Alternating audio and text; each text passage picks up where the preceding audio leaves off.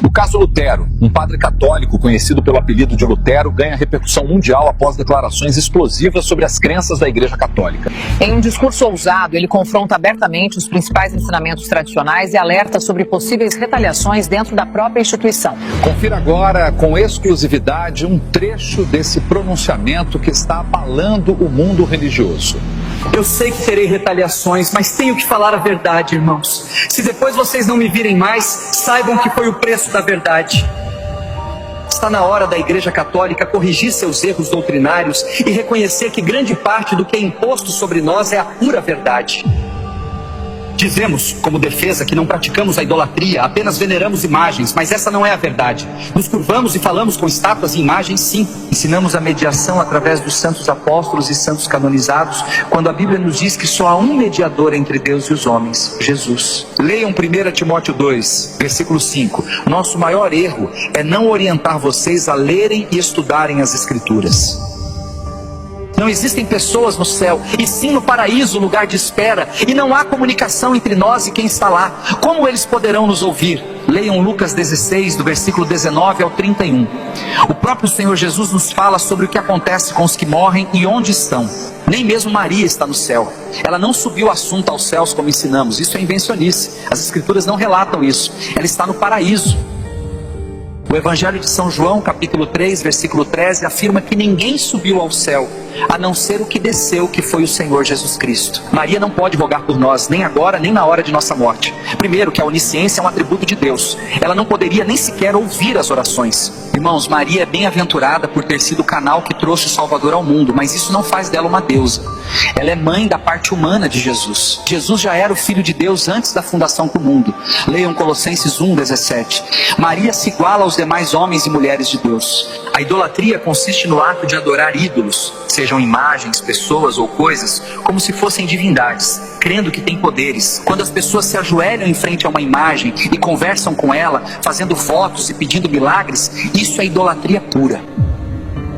Não farás para ti imagem esculpida, nem figura alguma do que há no céu, nem do que há na terra, nem do que há nas águas. Não te inclinarás a elas, nem as servirás. Esta passagem está no livro de Êxodo, capítulo 20, versículo 4 e 5. Nós defendemos fazer imagem dos santos porque Deus mandou fazer a serpente e os querubins, mas Ele não mandou ficar de joelhos e pedir algo à imagem. Não somente isso, a serpente e o querubim foram liberados por Deus para um propósito, mas onde está escrito que Ele mandou fazer imagens de santos? Leiam Atos 10, 26, onde Pedro diz a Cornélio: não se prostre, que eu também sou homem, e explicou que ele não era uma divindade. Em Apocalipse 22, do versículo 8 ao 9, João se prostra diante de um anjo para adorá-lo, e o anjo recusa a adoração e diz para adorar a Deus. Onde está escrito na Bíblia que alguém que morre pode ouvir orações e fazer milagres? Está na hora de acordar, irmãos. Isso já foi longe demais.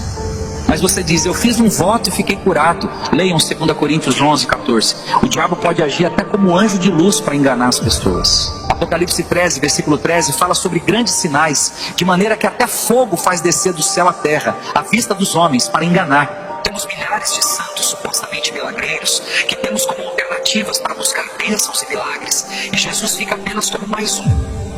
Hoje eu entendo que o objetivo do pai da mentira, que é o diabo, é colocar coisas e pessoas no lugar de Jesus, para que ele seja completamente substituído. Hoje cada cidade tem um padroeiro, e padroeiro significa protetor. Onde está na Bíblia que pessoas que morreram podem proteger ninguém, gente? Temos um santo para cada problema, de santo oculista a santo casamenteiro. Para tudo tem um santo. Que diferença há das religiões pagãs que tinham vários deuses, como o Egito? Aí vem o mais absurdo: colocamos Maria como advogada, medianeira e mãe de Deus. Isso é heresia e blasfêmia, irmãos. Leiam a Bíblia. Temos um advogado para com o Pai, Jesus Cristo, o justo. Não é Maria, é Jesus. Você pode confirmar isto na primeira epístola de João, capítulo 2, versículo 1. Quem intercede por nós e com gemidos inexprimíveis é o Espírito Santo de Deus. Leia Romanos 8, versículo 26.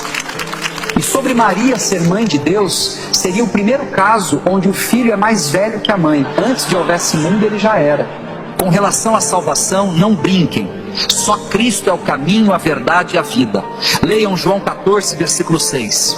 Outra coisa muito importante, não existe uma segunda chance. Depois da morte, segue-se o juízo. Leiam Hebreus 9, 27 e 28. Não existe purgatório segundo as Sagradas Escrituras. Morreu, você vai para o Hades ou para o paraíso. Nossa reza não ajuda em nada de quem morreu. Rezas ou orações devem ser pelos vivos. Leiam Efésios 6, 18. Não é bíblico orar por mortos ou se dirigir em oração a outro que não seja o Pai, o Filho ou o Espírito Santo. Da mesma forma, acender velas ou fazer preces e missas para quem morreu não vai mudar nada no julgamento de Deus. Ore pelos vivos. O batismo de crianças que não têm consciência de fé e arrependimento é um erro também. O batismo sempre foi para conversão e arrependimento de pecados. Além disso, o batismo deve ser por imersão e não por aspersão, conforme está escrito em Romanos 6, versículo 4. É sepultado na água e ressurge. Segundo as Escrituras e o exemplo de Jesus, as crianças devem ser apresentadas a Deus. E quando tiverem idade para entender e crer, poderão ser batizadas. Possivelmente serei excomungado e tentarão impedir que essa verdade se propague. Não acreditem em mim, mas sim nas Sagradas Escrituras. Pesquisem, meditem profundamente. As Escrituras são um instrumento da verdade cristã. Ou acreditamos em sua totalidade, ou nossa fé é vã. E conhecereis a verdade vos libertará. E se, pois o Filho vos libertar, verdadeiramente serás livre. João 8, 32 e 36. Se você quer ver mais sobre o caso Lutero, deixe nos comentários "Eu quero a parte 2". Curta, salve esse vídeo, compartilhe com outras pessoas e nos siga para mais.